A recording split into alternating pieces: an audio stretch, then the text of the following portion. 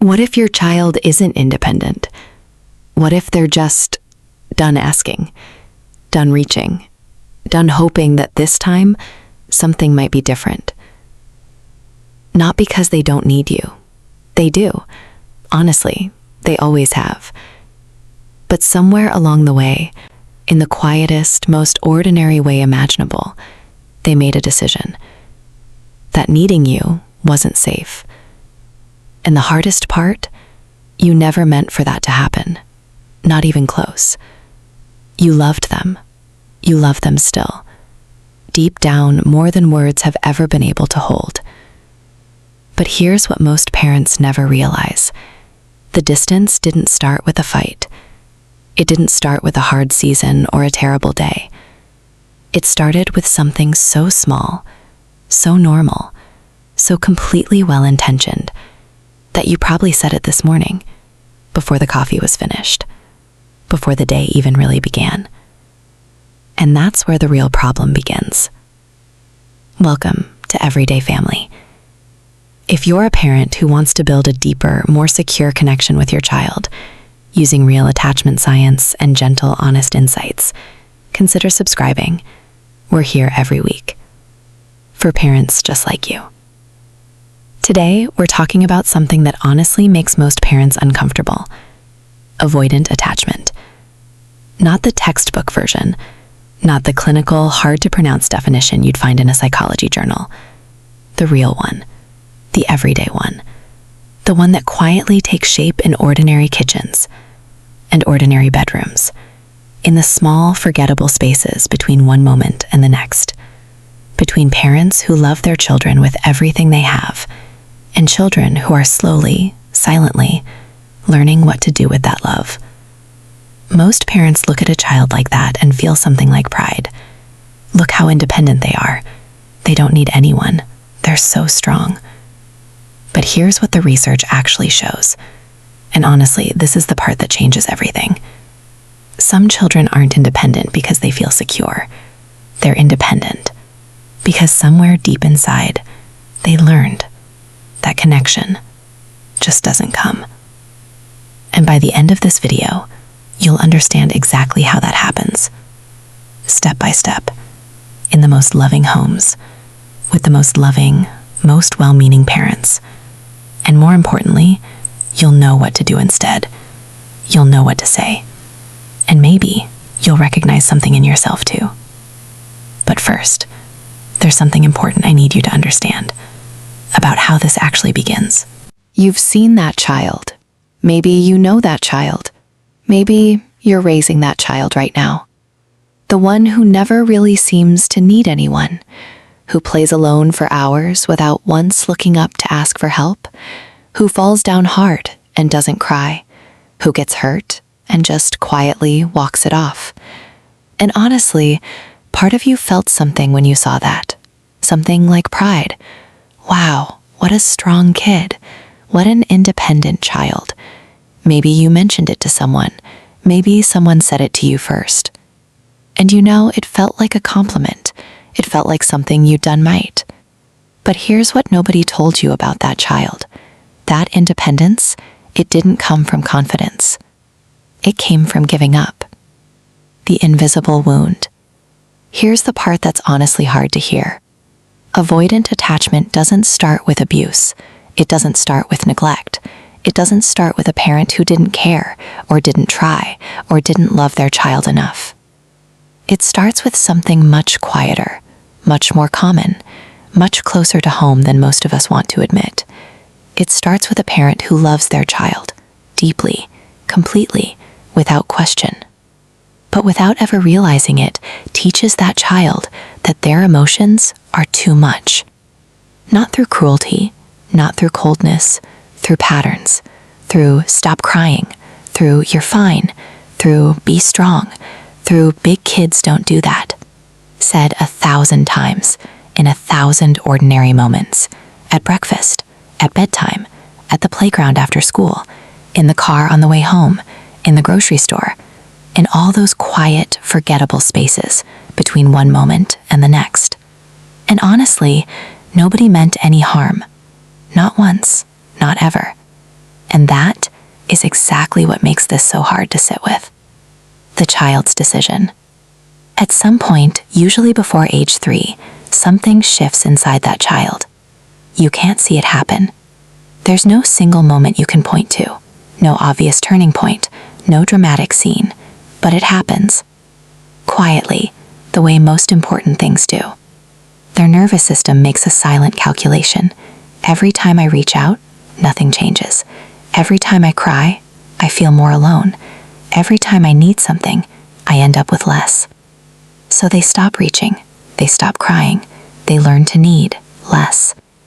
And we look at that child and we say, they're so independent, they're so easy, they never make a fuss. And deep down, we feel relieved.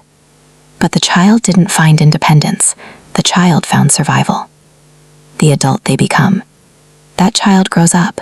They become the partner who loves deeply, sometimes desperately, but cannot bring themselves to say, I need you. The friend who shows up for absolutely everyone else and quietly disappears the moment things get hard for them. The adult who feels everything, honestly, so much, but has no idea how to let a single person in. And somewhere, deep underneath all of that composure, all of that self-sufficiency, all of that careful practiced distance, there is still a small child, sitting with a feeling they were never allowed to have. Still waiting, still hoping, still quietly wondering, is it safe yet? Can I come back now? Here's what attachment science actually tells us. And honestly, I want you to really sit with this part, because for a lot of parents, this is the moment everything shifts. Children don't need perfect parents. They never did. They don't need the right curriculum, the best programs, a home without conflict or hard days, or moments you're not proud of.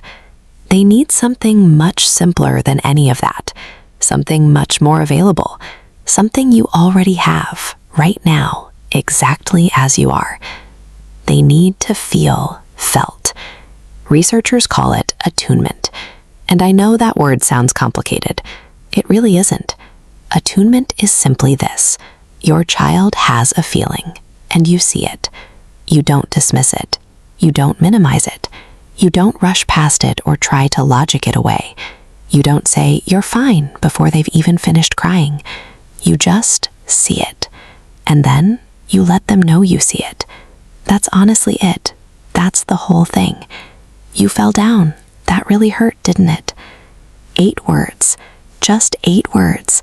And yet, they carry something so much heavier than their surface meaning. They say, your feelings are real. Your feelings are allowed here. You don't have to hold this alone. And a child who hears that, not just once, but consistently, in the small, quiet moments scattered across ordinary days, their nervous system slowly learns something that becomes the foundation of everything that comes after. I am safe here. The people I love are safe to come back to.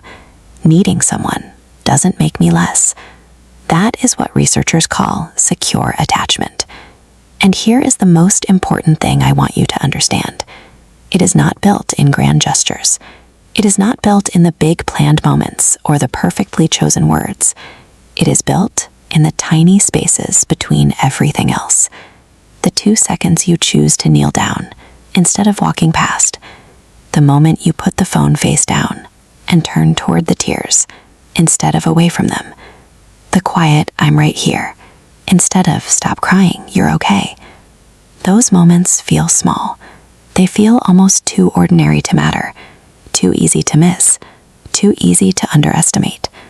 But to a child's developing nervous system, they are everything. They are the difference between a child who grows up knowing, I can fall apart and still be loved, and a child who grows up quietly believing, I have to hold myself together because no one else will. And here's what honestly gives me hope, real hope, not the kind you say to make someone feel better, the kind that's actually backed by science. It is never too late to start, not for your child. And if you grew up without this yourself, if you were that child once, if somewhere in this video you recognized yourself, not for you either. Before you close this video, I want you to just sit with something for a moment. Maybe you recognized your child in this video. Maybe you saw their face in some of these moments.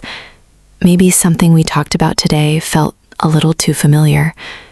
Or maybe you recognized yourself.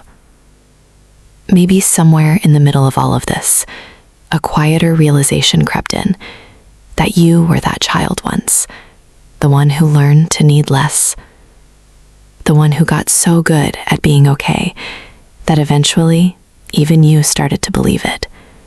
And if that's you, I want you to hear this, really hear it. You are not broken.